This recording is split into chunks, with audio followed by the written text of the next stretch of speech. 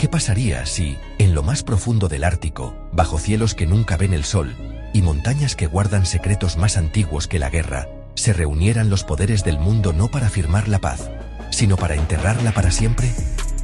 Esta es la historia que nadie contará, la que no saldrá en los periódicos, la que no verás en los noticieros, porque lo que ocurrió hoy no debe salir de Alaska. En un lugar no marcado en ningún mapa, en una base subterránea, enterrada bajo kilómetros de hielo eterno, conocida solo como Punto Epsilon, se han reunido los elegidos. No todos los líderes, no los rostros que el mundo conoce. Ellos enviaron a sus sustitutos, a sus sombras, a quienes firman sin nombre y deciden sin mandato. Estados Unidos, Unión Europea, Rusia, Ucrania, OTAN. Todos están aquí, pero no como enemigos, ni como aliados, como miembros de un mismo círculo, un ritual disfrazado de diplomacia.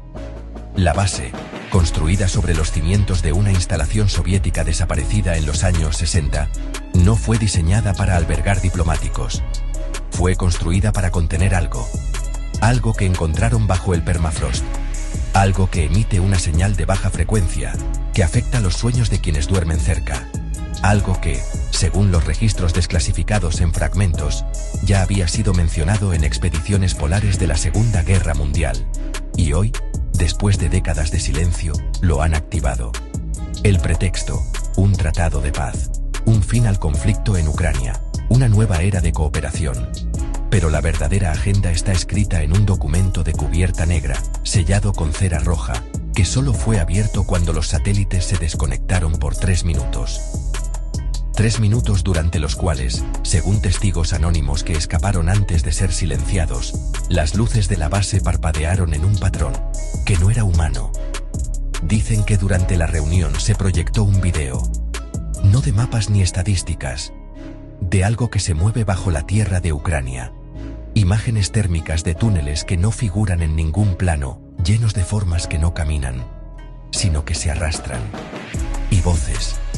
Grabaciones de soldados desaparecidos, hablando en ucraniano, ruso, alemán, y en una lengua que los lingüistas no pudieron identificar.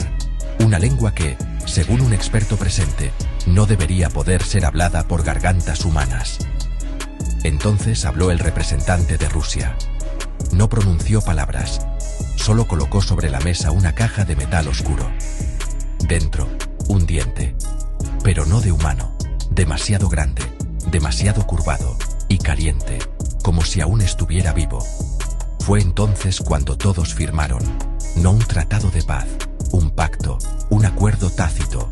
El conflicto en Ucrania no terminará. No puede terminar, porque la guerra no es el error, es el sacrificio. Cada muerte, cada ciudad destruida, cada alma perdida, alimenta algo que duerme bajo la llanura europea, algo que despierta con el miedo, con la sangre, con el sufrimiento en masa.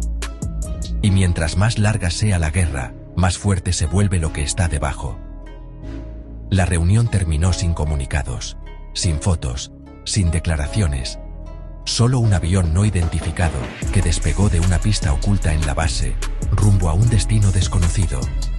Y en las últimas horas, sismógrafos en Groenlandia y Siberia han registrado pulsos sísmicos regulares, como latidos. Latidos que coinciden con el ritmo de un corazón gigante. Ahora, mientras el mundo espera noticias de una paz que nunca llegará, los líderes han regresado a sus países.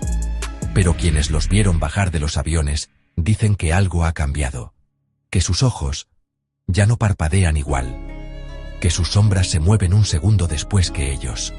Y en Ucrania, esta noche, cientos de personas en diferentes ciudades han despertado al mismo tiempo, gritando una sola palabra en sueños: Epsilon.